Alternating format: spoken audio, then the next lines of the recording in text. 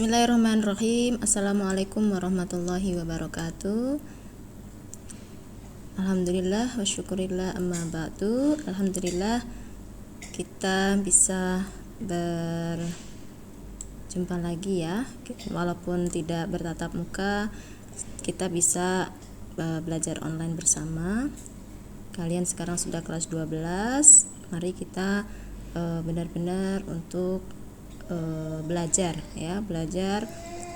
untuk nanti kedepannya meneruskan ke jenjang yang lebih tinggi. Sebelum dimulai untuk pembelajaran kita pada kali ini, kita berdoa terlebih dahulu dengan baca basmalah bersama-sama. Bismillahirrahmanirrahim.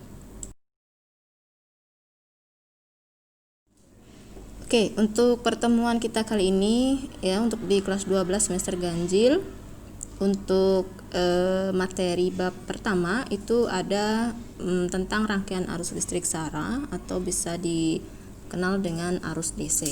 Selain arus DC, nanti juga akan kita bahas di bab 2 itu tentang rangkaian listrik bolak-balik atau AC ya. Ini untuk adiknya. Untuk indikatornya ya yang akan kita bahas nanti, yang saya akan jelaskan itu menentukan arus dan tegangan pada rangkaian seri dan paralel serta campuran.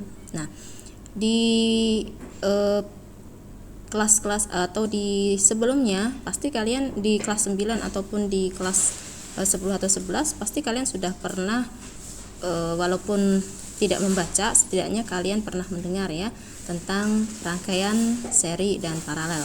Kalau campuran ini dia gabungan antara seri dan paralel. Nah, untuk mencapai indikator ini ya, karena ini berkaitan dengan arus, maka akan Ustazah jelaskan terlebih dahulu apa itu yang dinamakan dengan arus ya. Kemudian bagaimana nanti untuk susunan seri dan paralel, kemudian bagaimana cara mengukur arus pada rangkaian seri dan paralel, kemudian bagaimana cara menentukan tegangan pada rangkaian seri dan paralel. Nah, untuk pertama ya, saya jelaskan tentang arus listrik. Nah, apa itu arus listrik? Nah, kalian mungkin familiar ya, sering dengar arus listrik gitu. Akan tetapi kalian ketika ditanya apa pengertian dari arus listrik, pasti kalian masih bingung ya, masih belum paham secara menyeluruh apa itu pengertian dari arus listrik. Jadi arus listrik itu didefinisikan sebagai jumlah muatan yang mengalir melalui suatu penampang persatuan waktu ya. Jadi secara matematisnya dapat dituliskan sebagai berikut ya. Ini I sama dengan dq dt. Dq ini adalah perubahan jumlah muatan yang mengalir di suatu kawat penghantar. Bukan per dt tapi dt ya. Maksudnya dia perubahan jumlah muatan yang mengalir pada suatu penghantar tiap satu satuan waktu. Nah, ketika ini diturunkan, maka nanti persamaannya menjadi I sama dengan Q per T. Dengan dq itu adalah jumlah muatan ya, satuannya kolom, dt waktu second, I sama dengan arus listrik, satuannya adalah ampere. Kalau ditulis semuanya seperti ini semuanya huruf kecil, kolom, second ya, ampere. Tapi kalau ditulis singkatan berarti ini C-nya C gede, second S-nya S gede, ampere A-nya A gede. Nah, ini untuk penulisan satuan ya. Di sini ada perumpamaan aliran muatan listrik yang saya kasih gambar ya. Di sini ada ini seperti pipa, ini adalah gambaran kabel ya. Penghantar itu kabel ya. Jadi ini perumpamanya ini diperbesar gitu ya, kabelnya diperbesar sehingga dia didapat seperti ini. Jadi ini ada potensial atau ini baterai. Kalau rangkaian listrik arus DC itu dia karena searah, berarti dia tidak bisa dibolak-balik. Ketika dia dibalik, maka dia tidak akan mengalirkan arus listrik. Perhatikan di sini ada komponen kutub positif dan negatif. Kemudian dari kutub positif ini dia akan mengalir muatan ya, kemudian sampai ke kutub negatif dan kemudian disinilah akan mengalirkan arus listrik. Nah, Jadi aliran arus listrik ini dihasilkan dikarenakan terdapat tegangan, ya. Tegangan itu V ya. Jadi di sini kalau kalian misalkan beli baterai itu kan ada tegangan, ya. 1,5 volt itu V-nya ya. Tegangan inilah yang menyebabkan muatan mengalir sehingga mengalir arus listrik. Kemudian di sini ada selanjutnya saya kasih contoh soal ya. Di sini ada dua buah contoh soal. Yang pertama di sini ada diketahui pertanyaannya berapakah besar muatan listrik yang mengalir ya pada rangkaian setiap menitnya jika kuat arus pada rangkaian listrik tersebut 300 mA. Jadi kalian harus paham yang ditanyakan itu bisa juga di kalimat pertama, di tengah-tengah atau di bagian akhir. Jadi kalian harus paham di mana kalimat pertanyaan itu ada ya, kalimat pertanyaan itu berada ya. Jadi kalian lihat ya, di sini yang diketahui setiap menitnya, berarti ini artinya adalah waktu atau T ya. Jadi T-nya adalah 1 menit. Dalam satuan SI untuk waktu itu adalah second ya. Jadi 1 menit itu adalah 60 second. Nah, ini terdapat lagi jika kuat arus pada rangkaian listrik 300 mA. Satuan arus untuk SI itu adalah ampere ya. Jadi di sini kalau ada 300 mA berarti kalian harus ubah ke ampere dulu. Ya, ingat untuk mili ya, untuk ke mili ya sampai ke ampere ini adalah pembaginya 1000 ya. Jadi 300 dibagi 1000 ini didapat 0,3 ampere ya. Jadi dari persamaan tadi I sama dengan Q per T ya, didapat bahwa untuk Q ini adalah I kali T ya. Jadi 0,3 ya, 0,3 ampere itu sama dengan Q per 60 second. Jadi 60 Q itu sama dengan 60 atau 0,3 dikali 60 itu sama dengan 18 kolom. Jadi arus yang mengalir atau muatan yang mengalir pada penghantar tersebut adalah sebesar 18 kolom. Kemudian yang kedua, ada diketahui jika kuat arus listrik melewati penghantar sebesar 1 ampere, berarti ini adalah I-nya. Dan jumlah muatan 2 kolom itu adalah Q-nya. Ya, berapakah lama? Lama berarti dia berhubungan dengan waktu, maka yang ditanyakan adalah T-nya ya, waktu. Jadi di sini sama dengan persamaan tadi I sama dengan Q per T, maka T-nya itu sama dengan Q per I. Jadi T-nya sama dengan 2 kolom, C ini adalah kolom, A itu adalah ampere. Jadi 2 kolom dibagi dengan 1 ampere ya. Didapat T-nya ini sama dengan 2 second. Ini maaf ya, ini harus diubah 2 kolomnya ini jadi 2 ampere. Kemudian Ustazah lanjutkan lagi untuk selanjutnya sebelum masuk ke rangkaian seri paralel. Ini ada hukum ohm dan hambatan listrik. Ini harus kalian pahami ya, kalian harus tahu. Nah, nanti untuk rangkaian seri itu nanti dia sejajar ya. Kalau rangkaian paralel dia akan bersusun.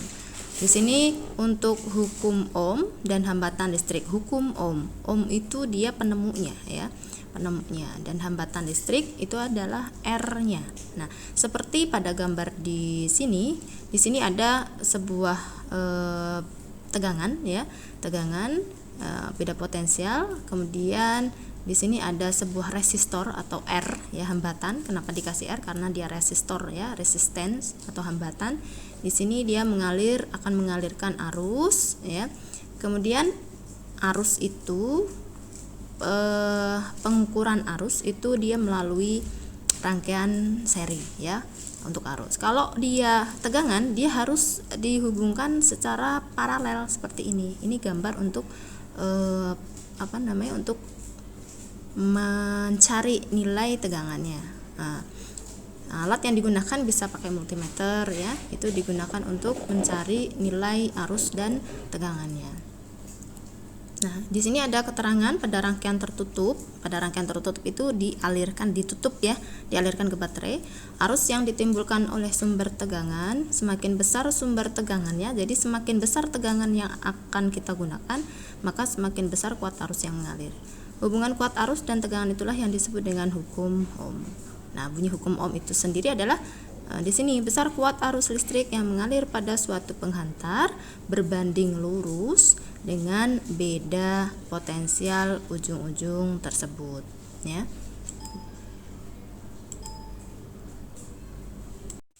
Nah, secara penulisan matematis untuk hukum ohm itu di sini ini sudah pernah sering kalian lihat ya di kelas 9, di kelas 10. Ini pokoknya sebelum kelas 12 ini harus kalian sudah pernah lihat gitu. Walaupun setidaknya baru sekali ini lihat ya. Ustazah yakin ini sudah sering dilihat.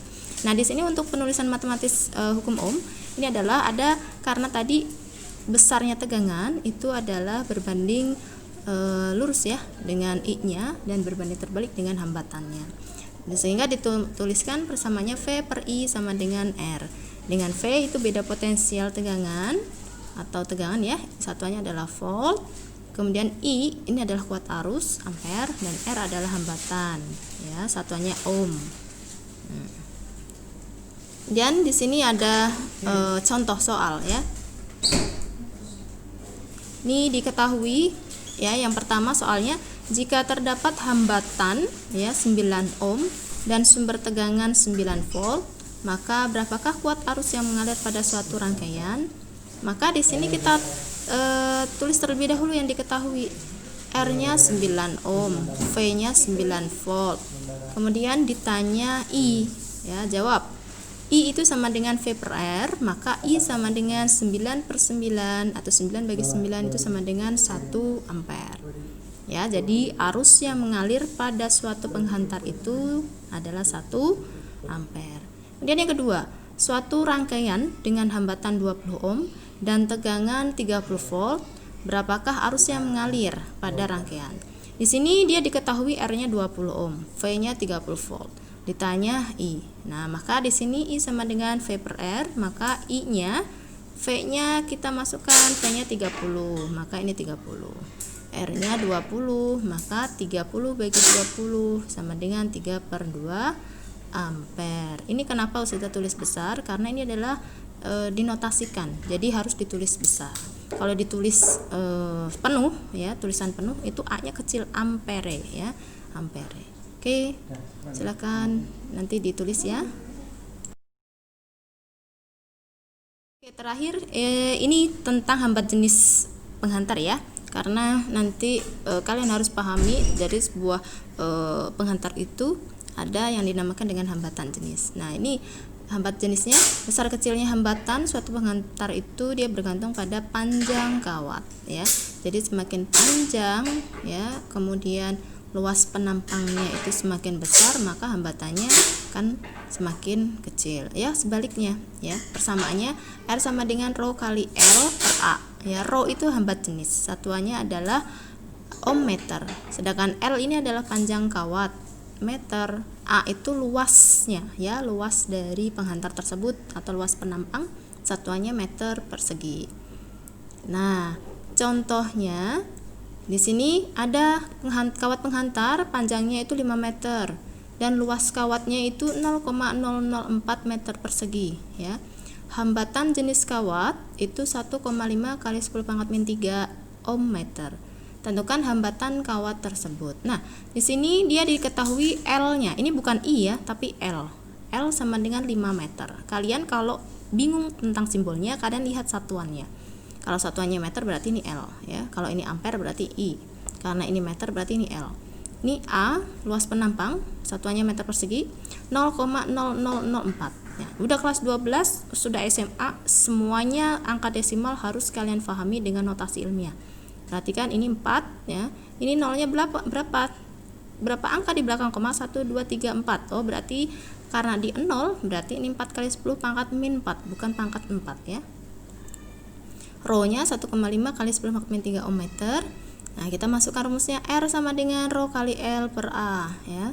Jadi di sini R kita masukkan saja 1,5 kali 10⁻³ L-nya 5 dibagi dengan A-nya 4 kali 10⁻⁴. Coret ya. Ini hasilnya 15 kali 5, 75 dibagi 4, hasilnya adalah 18,75. Oke. Sampai sini untuk pertemuan kita kali ini. Silahkan dipelajari, nanti akan Ustazah kasih latihan ya, latihan atau nanti Ustazah akan lanjutkan materi selanjutnya. Oke, sampai ketemu di pertemuan selanjutnya. Wassalamualaikum warahmatullahi wabarakatuh.